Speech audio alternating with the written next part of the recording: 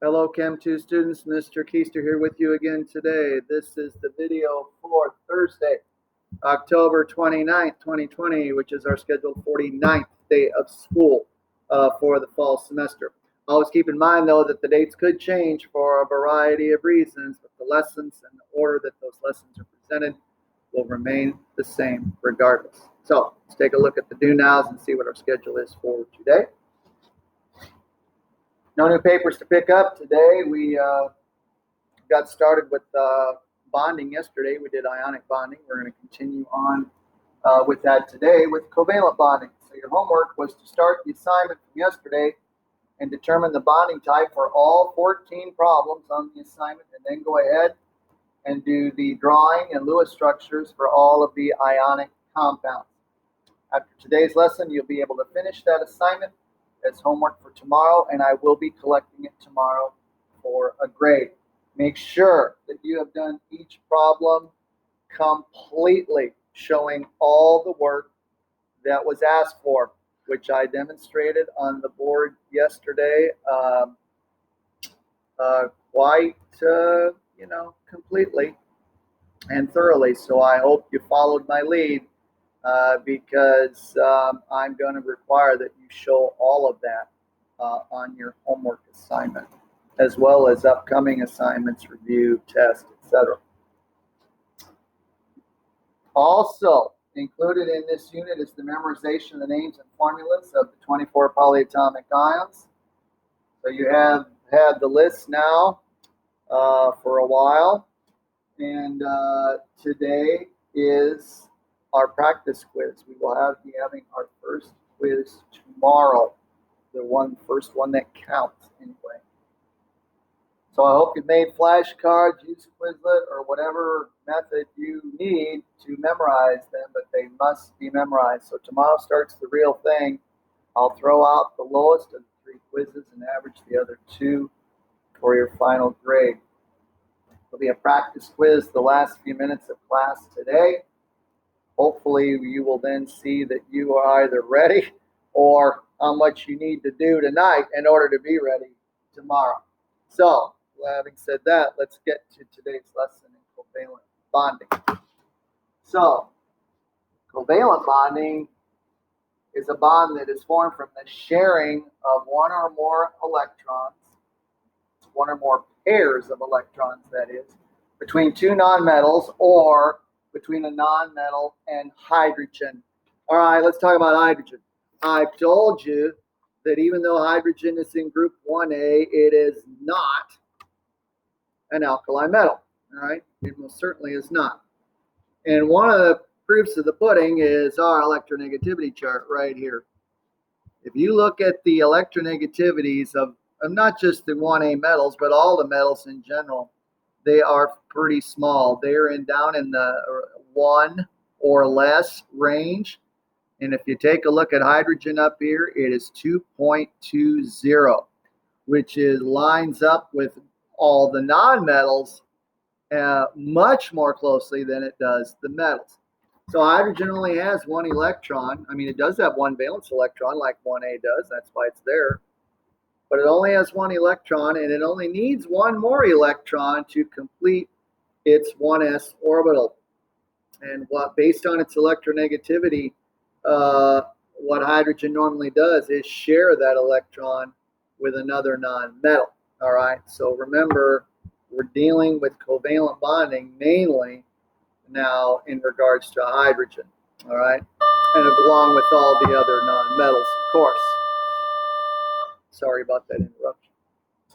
So nonmetals and hydrogen, which want to gain electrons as evidenced by their similarly larger electronegativities, tend to react with one another by sharing electrons rather than gaining or losing them, as in an ionic bond.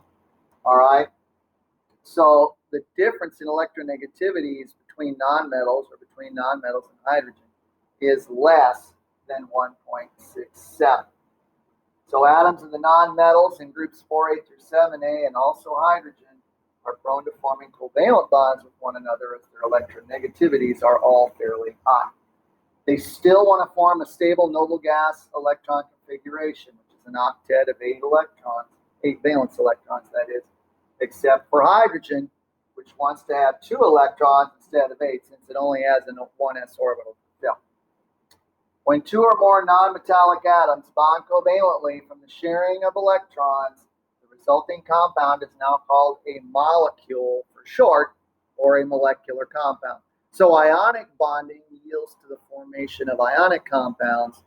Covalent bonding leads to the forming of molecular compounds or molecules. Now, I will say that we tend to overuse the word molecule, all right? We tend to call any compound's base unit a molecule, when in reality, that only applies to compounds formed from covalent bonding, all right? That base unit of an ionic compound we call a formula unit. We'll kind of get into that later on in the year, but we do tend to use the word molecule as the base unit for any type of compound. So I just want you to be aware that technically that's not really correct, that covalently bonded compounds are officially called molecules, which again is just a short way of saying molecular compound. So let's look at types of covalent bonds. There's actually 4 of them. Okay. So a single covalent bond is formed when 1 pair of electrons are shared by 2 atoms. All right. And in particular, each atom contributes 1 electron to the shared pair. All right. Each atom contributes 1 electron to the shared pair. So if we look at a molecule of hydrogen, H2, of course, each atom of hydrogen has an electronegativity of 2.20, and if you subtract those 2, you of course get 0, which is way less than 1.67, which of course means that it's covalently bonded. So remember, less than 1.67 equals covalent bonding. All right. So let's do our drawing. It's a little bit different now. All right, so we're going to draw the Lewis dot structure for 2 atoms of hydrogen, which they each have 1 electron, valence electron. Well, they only have 1 electron at all, really. And again, it doesn't really matter where you draw that dot, although again, just out of convenience sake, when drawing bonding, it helps to have the dots lined up across from each other. Now, remember in ionic bonding, we showed a one-directional arrow pointing towards the receiver of the electron, the one that gained. When we're sharing, it's different. We draw a 2-sided arrow, all right, to show that this pair of electrons is being shared. So basically what we have here is 2 electrons being shared by both hydrogen atoms, all right? In other words, if I cover up this hydrogen on the left, I see 2 electrons next to that hydrogen. If I cover up the hydrogen on the right, I see 2 electrons attached to that hydrogen. They both get what they want by sharing. You know, didn't you learn that in kindergarten? You know, learn how to share. And so, this is how you draw the bonding. This is the compound that is formed, but we have a little shortcut way of drawing a shared pair of electrons, and that is a dash. All right, so 1 shared pair of electrons is 1 dash. So remember that each dash represents 1 pair of shared electrons. So each dash counts for 2 electrons. All right, let's go to the next page and look at a molecule of chlorine. So a very similar deal here.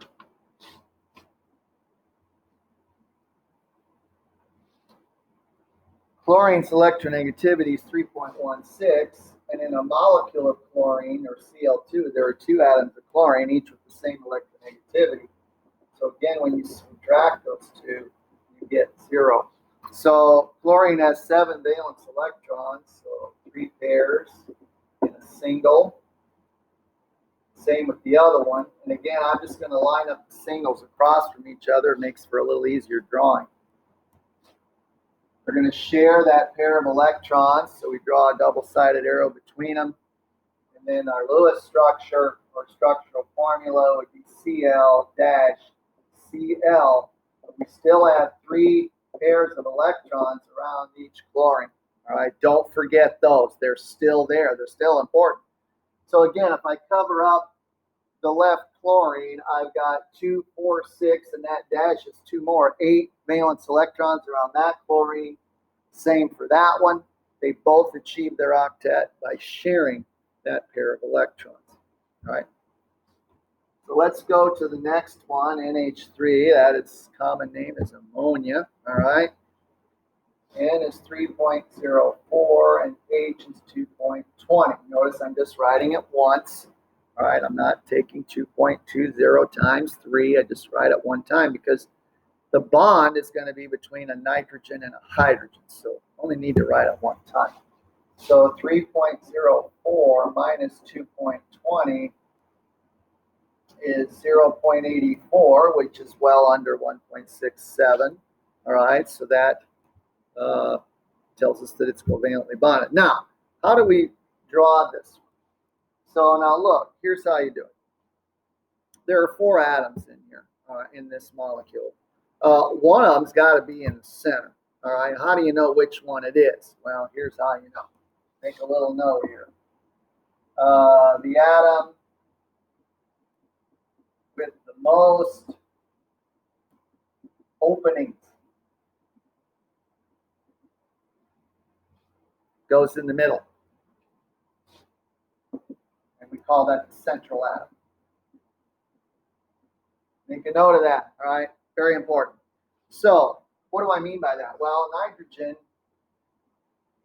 has 5 valence electrons, 1 pair, and 3 singles. It's got 3 openings there for bonding, all right? Hydrogen has a single electron. Remember, it only wants to have 2 electrons total. So it only has that 1 opening. So each hydrogen has 1 opening. The nitrogen has 3 openings. Nitrogen's the central atom, and as you can see then, the hydrogens are going to share their electron with one of those 3 openings around nitrogen. One of those 3 single electrons around nitrogen. So it looks like so. All right. Now, Lewis structure. I'm going to draw something, and then I'm going to do a little altering on it. So just watch. So N's in the middle. There's our unshared pair. That still goes there. And then we got a single bond to hydrogen. Actually, 3 single bonds to 3 individual hydrogen atoms. Now, something to keep in mind.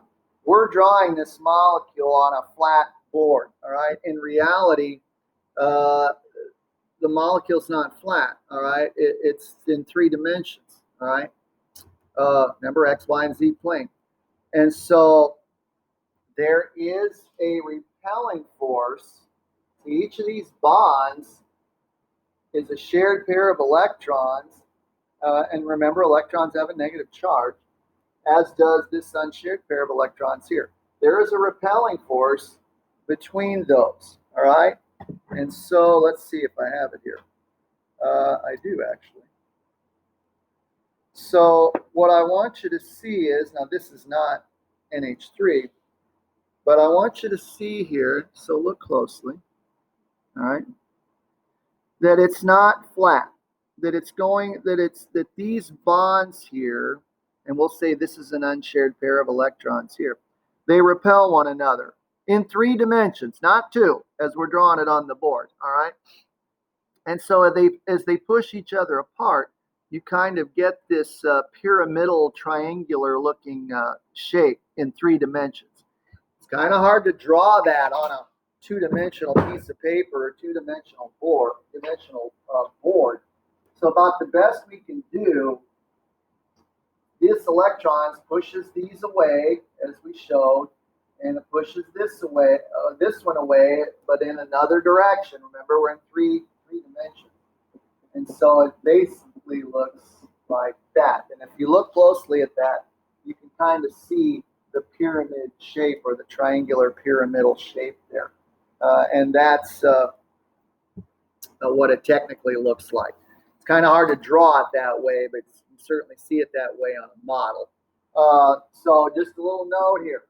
So repelling forces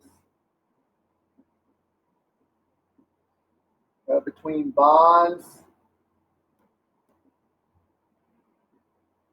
with each other and with unshared electron pairs. All right.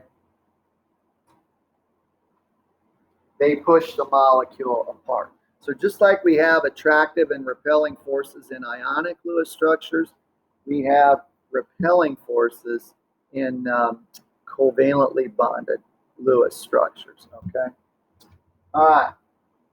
So here's CH4, which is commonly called methane.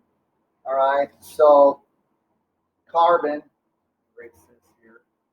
So carbon is 2.36? 2.55. Sorry. And hydrogen 2.20. So again, if I subtract that, I get 0.35, which is again well under 1.67, so we know it's covalent. So carbon, of course, has the maximum number of openings you can possibly have, as do the other elements in group 4A, which is 4. And each hydrogen, of course, only has 1. So here again, those hydrogens are going to latch on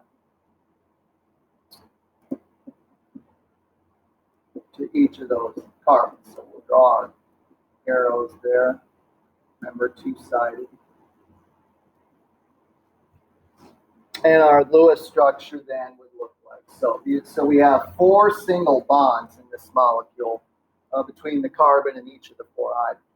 So here again, I'm going to kind of draw it over here, somewhat curved rather than just flat, so that you can see that these bonds push each other away from each other in 3 dimensions, not 2. Okay, in 3 dimensions, not 2. So again, if you kind of look closely at that, you'll see the kind of triangular pyramidal type shape, which is what it actually is rather than flat. Okay. All right. So those are all compounds or molecules that contain single covalent bonds. So let's go on to double.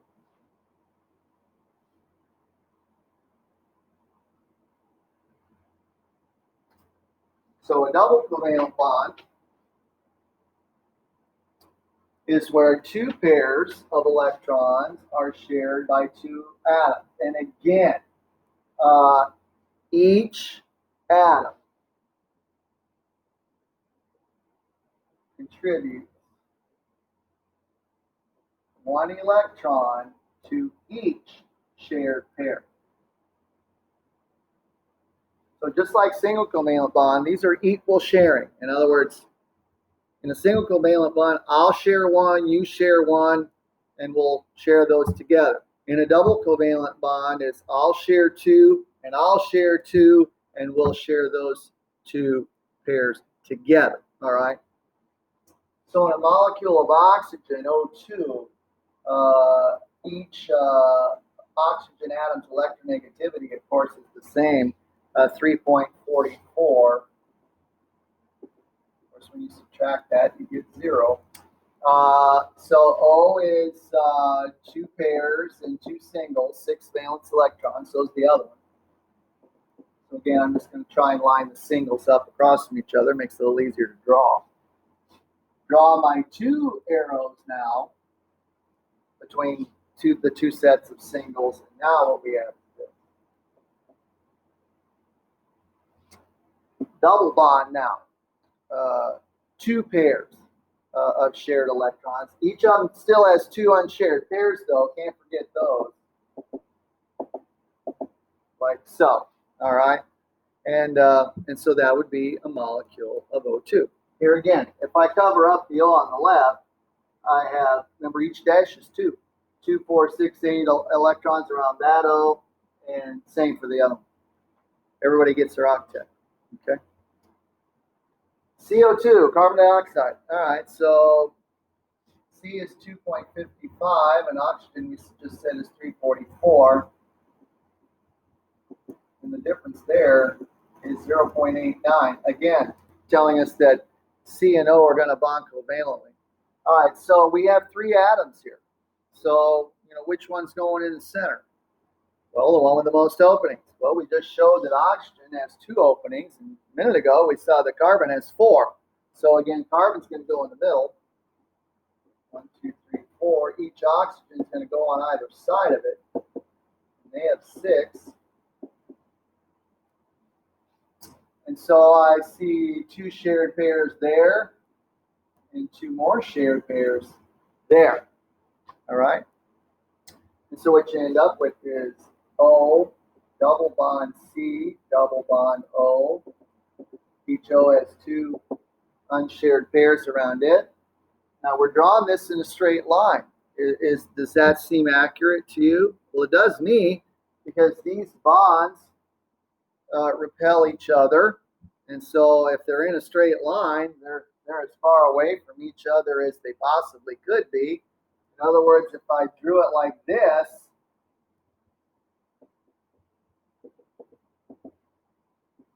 which I guess there's no law saying I couldn't, except that it makes absolutely no sense, because these bonds here are now getting close together, and they're going to push each other apart. How far apart are they going to push each other? Well, till their maximum distance apart from one another, which is the way it is right there. All right? So, this follows the octet rule for sure. I'm not saying it doesn't, but it certainly doesn't explain the repelling forces between those bonds the way this straight line drawing does. So, of course, that one's correct. All right. All right. Let's go to a triple bond. Now we have 3 pairs of electrons shared by 2 atoms. And once again, I want to say that each atom contributes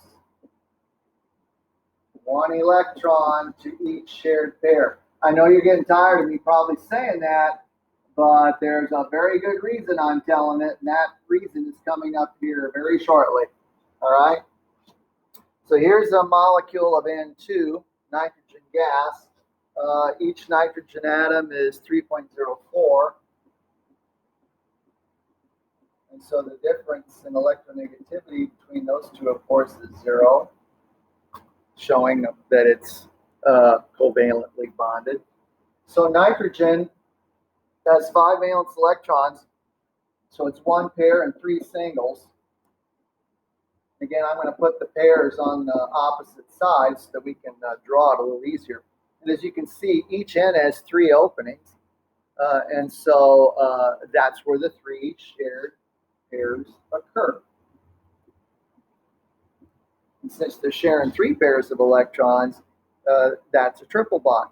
And so between the 2 of them, that is, that's a triple bond, and we draw that with a triple dash. So N, triple bond, N. Still got an unshared pair of electrons on either one of those. So again, 2, 4, 6, 8, 2, 4, 6, 8. All right. Remember, each dash is a pair of shared electrons. This is C2H2. This is commonly called ethine. All right, ethine. Get to that when we get to organic chemistry. All right. So carbon is 255. Hydrogen is 220. Difference 0.35. Now we just did another compound that contains carbon and hydrogen, CH4, methane, which had single bonds in it. Remember? Apparently this has got a triple bond in it. Well, let's figure it out. So here we have 4 atoms, 2 carbon and 2 hydrogen. Well, remember, each carbon has 4 valence electrons, and each hydrogen has 1. So each carbon has 4 openings around it. The hydrogen has 1. So this has 4 atoms. Which one goes in the middle? Both carbon atoms have 4 openings. Which one's in the middle? Well, technically, both of them are in the middle. All right. So let's look at that. We'll just keep them right there, and we'll put the hydrogens around either side of it. And as you can see, the hydrogen is going to form a single covalent bond with each carbon, all right, which then leaves 3 openings between the carbons to share with each other, and that then is where the triple bond is found between the 2 carbon atoms. So our Lewis structure then is H single, C triple, C single, H. And as you can see, we again have this in a straight line, which maximizes the distance between this single bond, this triple bond, and this second single bond. In a straight line, they're as far apart from each other as they can be. In other words, if I drew it like this,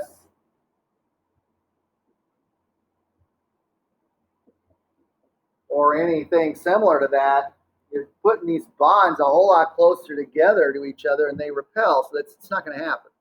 All right. So it's naturally going to line up where those bonds are as far apart from each other as they can be, in this case, that would be a straight line. All right. So CH2, triple bond. All right. One more. So we did single, double, and triple. No, there's not a quadruple. Although theoretically there could be. Let's talk about a coordinate covalent bond.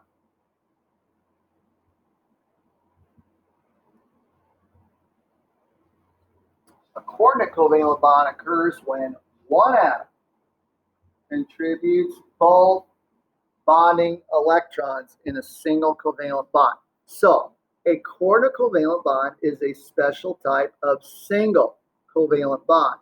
But remember, in a regular single covalent bond, each atom contributes 1 electron to that shared pair. In this case, that is not true. In this case, one atom contributes both electrons to the shared pair. All right, so let's look at this one. So this is CO, carbon monoxide. All right, we just did CO2 not too awfully long ago. If you remember, the CO2 looked like this. Remember, it had a couple of double covalent bonds in it. Well, this isn't CO2, this is CO. Now, the electronegativity difference, though, is the same, 255 and 344 for O. So the difference here is 0.89, just like it was before with CO2. But now we only have 1 oxygen rather than 2. So let's see what the deal is here. Excuse me. So carbon has 4 valence electrons. We know that, hopefully, by now. And O has 6. 2 pairs and 2 singles. Well, let's look first at the normal covalent bonding, all right? Well, as you can see, with O's 2 openings, we can put a double covalent bond between those 2 openings of O and 2 of carbon's 4 valence electrons, all right? And so there is a double bond in this molecule. Let's just draw it over here. So we have C. We still have 2 singles there. We got a double bond, and then we have O, and then we have its 2 unshared pairs there. Now let's take a closer look at that after the bell, of course. So let's take a closer look at that. So if I cover up the C, you'll see that O has 2, 4, 6, 8 electrons around it. It's fine. But now look at the C. Each dash is 2, remember? We have 2, 4, 6. Carbon only has 6 valence electrons, which is not an octet, which is unstable. It doesn't like that. And so oxygen, being the nice guy that he is, I want you to notice something. Oxygen has 2 unshared pairs of electrons out there. This is how a coordinate covalent bond is formed. Oxygen can take one of those shared pairs right there, all right, and share it with carbon. That is a coordinate covalent bond. Now the question is, how do we draw a Lewis structure that shows that? Here's how.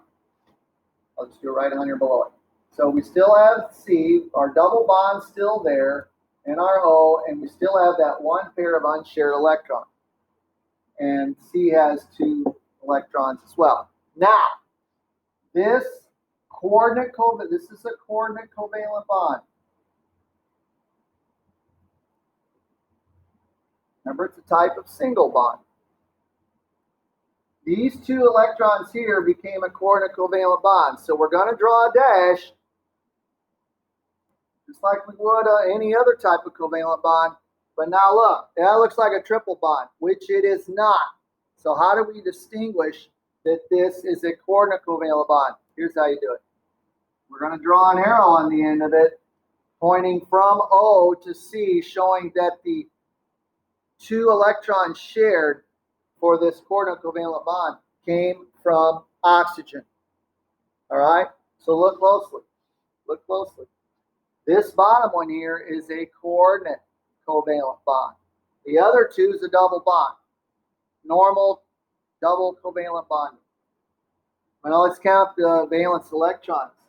Remember that dash there, even though it's got an arrow on it, is 2. That's the coordinate one.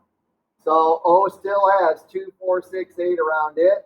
And if you look at C, it now has 2, 4, 6, 8 around it. They both have achieved their octet. All right, so here's where coordinate covalent bonding occurs. In a situation just like this, where you have one atom, when you do the normal bonding, covalent bonding, where one atom does not achieve its octet. It may be 2 electrons shy, like carbon was here. It may be 4 electrons shy, whatever. It's going to be an even number, though, because it involves a shared pair of electrons.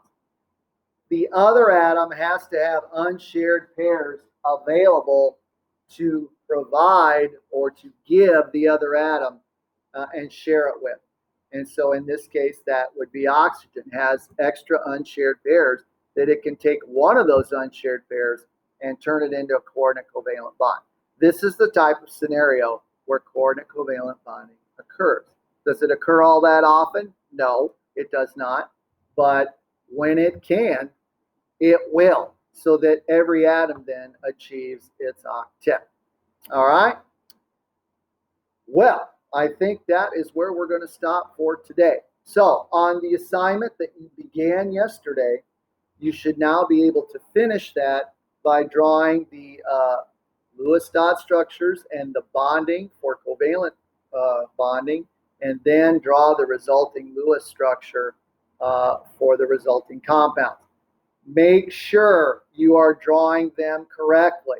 I want you to understand 100% that you draw ionic bonding differently than you draw covalent bonding, and that the Lewis structure for an ionic compound is drawn differently than the Lewis structure for a covalently bonded compound. I want to make sure you see the difference because they are different. All right? Remember, ionic bonding uses a one-directional arrow in drawing the bonds, and you end up with charged ions in the Lewis structure. In a covalently bonded molecule, you have double-sided arrows to show the sharing, not transfer of electrons, and the resulting Lewis structure is going to have, and the resulting Lewis structure is going to have dashes in it, and it is certainly not going to have positive and negative ions in it. All right, so make sure you make the distinction between them. They are different, okay? So finish that assignment for tomorrow, and I will be collecting it for a grade. So we're now I'm gonna sign off. You're taking a practice quiz over your ions if you're here in class with the last few minutes of class, and then tomorrow begins the real thing. We're going to take our first real polyatomic ion quiz tomorrow. So, got an assignment to turn in tomorrow, got a quiz to study for. So, until next time, this is Mr. Keister signing off. Take care, everyone. Stay safe. Keep working hard. Stay focused. And I'll catch you next time. See you guys.